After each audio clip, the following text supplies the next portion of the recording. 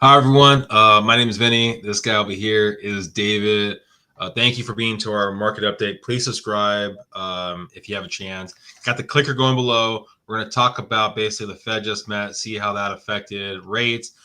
Also, we're going to go to our mortgage news daily, kind of give you some numbers there. And then also something we're going to try to do, if we can fit it into the 10 minutes here, is go over a property and get ballpark numbers to kind of give you an idea of what that would look like monthly payment wise and all that kind of fun stuff. But let's, I guess, take it away. The Fed met. How did that work out? Oh, no. Well, Vinny, I'm so glad you asked because, we've been talking about I think the last month now that we thought the Fed was going to do nothing. And yes, we had a lot of volatility with the election and everything changing hands. But as we kind of knew, the Fed at this last meeting was going to basically say, we don't have things where we want. We need to slow down. We want to look at all the data that's come out and see what's really going to be in the best interest of the consumer, which, between you and I think a lot of the consumer is struggling right now because of it's not just higher mortgage rates, it's higher rates for everything across the board. But what the Fed said is they have that on pause. And I think they're going to keep that on pause from what they mentioned in their meeting. Even in March, they're going to not do anything, which is going to probably put us back to where, I've been unfortunately giving my opinion of forecast, which is you're not going to see lower rates till probably September, maybe October or earliest August. So overall, the economy the inflation is coming more in line with what the Fed wants, but the Fed does not still like a lot of things.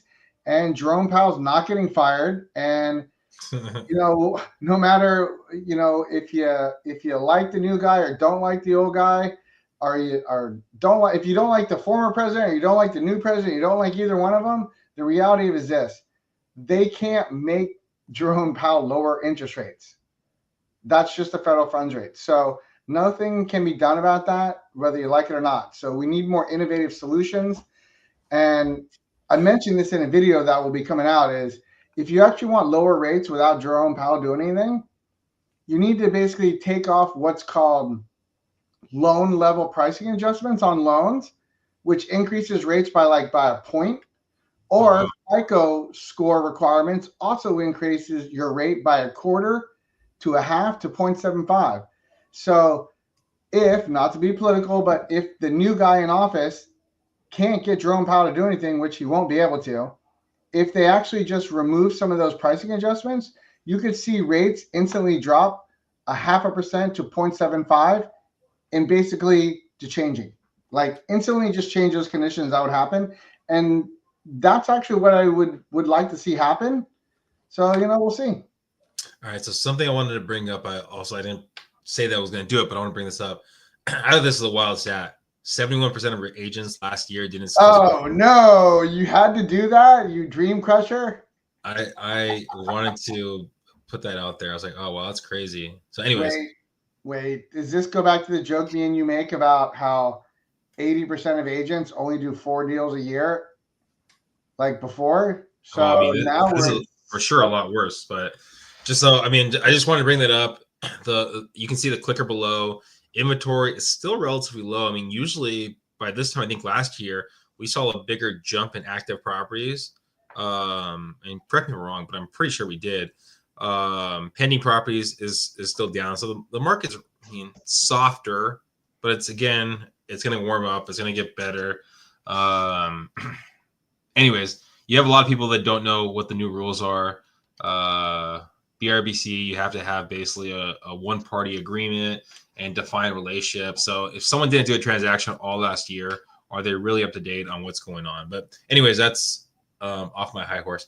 All right. Wait. Let's just stop for a minute because that's actually an important article. And for those of you out there who don't realize, every time you go to buy or sell a house and you talk to someone and they go, I'm a realtor. And the other person goes, well, I also just got my license and my brother's former sister's uncle, they're also, and everyone's a realtor.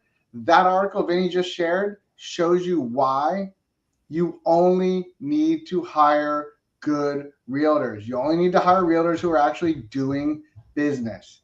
I can't stress that enough. And I'm doing a plug for Vinnie here. He didn't pay me, but he could if he wanted to, and I could accept the donation. But people who are doing business are the ones you want to work with. Only hire the best of the best realtors. Sorry, had to put that out there. No, I appreciate that. So something I'm gonna try to do is let's see. Let's grab this random property right now. Let me make sure it's on client base. All right. All right. So this is a property I haven't even looked at, but I'm gonna share the screen. We'll see how this goes. I got a pen here. So this is a 4 units, 3 buildings with 4 units. Located kind of in the South Park area. You have all 2-bedroom, 1 bath. I mean, not bad. They're asking South Park. South Park. So they're asking 1.15. Well, basically 1.549. So what would be, let's say, for a VA buyer if they lived in one of the units, because they do have it that one of the units I think is empty, is vacant. So hypothetically, let's just look at it. Let's do it like this. And I'm just going to do this really fast. And so if you took that and you did VA 100% financing and you did the 1.549 and we're just going to use 6% interest rate, APR 6.125, just do that. Your principal and interest payment for no money down is $92.87. Okay. So let's say $92.87, right? Okay. And we're going off of current rents on this property. So we're talking about 6,500. Well, let's say 6,200. So basically you're talking about around $3,000 a month and having 3 units. And then it's not including you basically raising the rent on the other tenants over time. So there are relative options in this market. That's how many? That's a 4 unit. 4 unit. And if you look at it, and it's like, what did you estimate as the rents again? 3,000. They have active rents. They have active rents. One 2,400, or another 1,900, another one 1,900. So basically about 6,200. So they're a little bit below. So let's just say you rounded those up and you made it, let's just say 8,000. Well, that's a big roundup from 62 to 8,000. So we'll go 7,500. So if you look at your all-in payment for principal, interest, taxes, insurance, that's probably 11 grand for no money down, minus, let's say, 7,500 and all the rents. Basically, for $3,600 a month, you own that property. Yeah, that's not bad. I mean, something to think about. I mean, it's getting creative in the market, especially if you're military. I mean, and let's say you're just got out of the military, or you're in the military and you're young and you don't have like a family or people.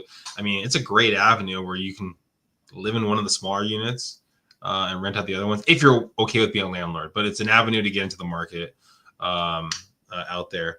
Yeah, I mean, I think also too, again, the Fed, I know like David already talked about, the Fed basically doesn't set rates, right? The stuff that David was talking about could help us with rates. The Fed, I think, is meeting again middle of March, correct? David? That is correct. And so we'll probably see, before David gets into that, we'll see the effects of the rumbling March 1st, like 2 weeks out, right? Mm-hmm. That's the kind of the going with. Yep. Okay. Just wanted to throw it out there. You're totally correct, Vinnie. If you want to look into it, 2 weeks prior to the Fed meeting, you will see the options market and Wall Street will already have predicted the Fed's decision with probably 90% accuracy. So we will keep you informed on that, and we will report on that, so that if you're in escrow during that time period, you can make it to where you can get the best rate possibly for your situation and for your goals and for the amount of money you want to spend. Well, thank you guys. Again, please subscribe, please share, and reach out with any sort of real estate questions that you might have. Dave, you want to throw your number out there? 858-349-7468, or follow me on Instagram, The Right Guidance. Yeah, some funny stuff. And you see my number below. Have a great one, guys. Look forward to connecting. Boop.